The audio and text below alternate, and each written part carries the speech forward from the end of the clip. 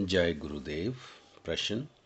महायोग के साधकों को कंप की क्रिया प्राय होती है, किंतु योग दर्शन के अनुसार कंप की गिनती विघ्नों में की गई है।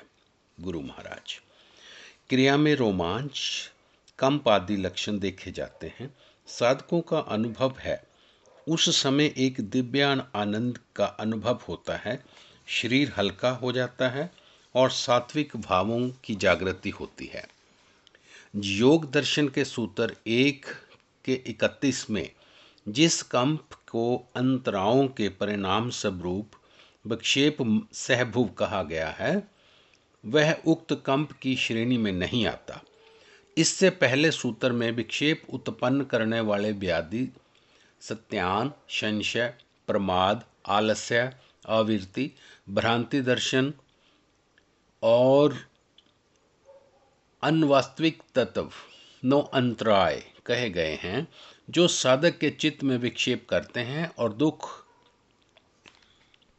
दौरमस्य का कारण होते हैं, जिससे शरीर में कंप और श्वास प्रश्वास का वेग प्रकट होता है।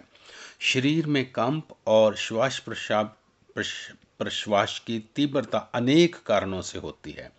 उदाहरणार्थ, क्रोध के समय दोनों होते हैं। भय के समय रोमांच और कंप होने लगते हैं।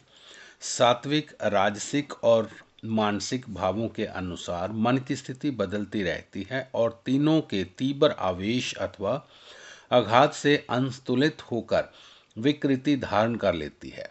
ऐसे समय रोमांच, कंप और श्वास की गति की तीव्रता स्वतः प्रकट हो जाती है।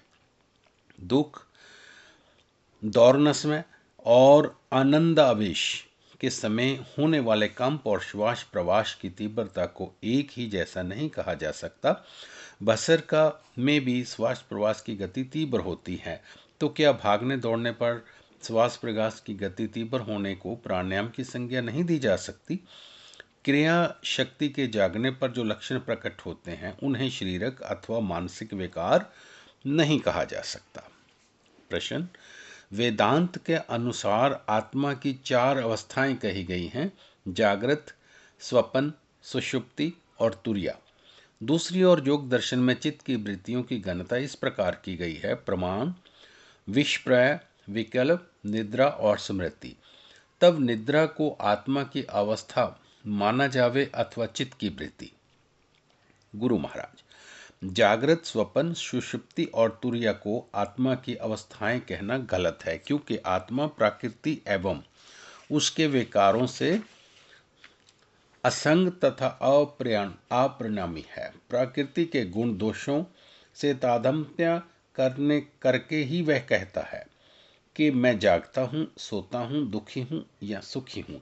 इस प्रकार जागृत अवस्था में प्रमाण, विपर्य, विकल्प और स्मृति वृत्तियों का चित्त में उदासित होता है। उसी प्रकार इन सब वृत्तियों में के विलीन होने पर उदय होने वाली निद्रा भी एक लय वृत्ति मानी जाती है, क्योंकि जागने पर मनुष्य कहता है अच्छी नींद आई अथवा नहीं।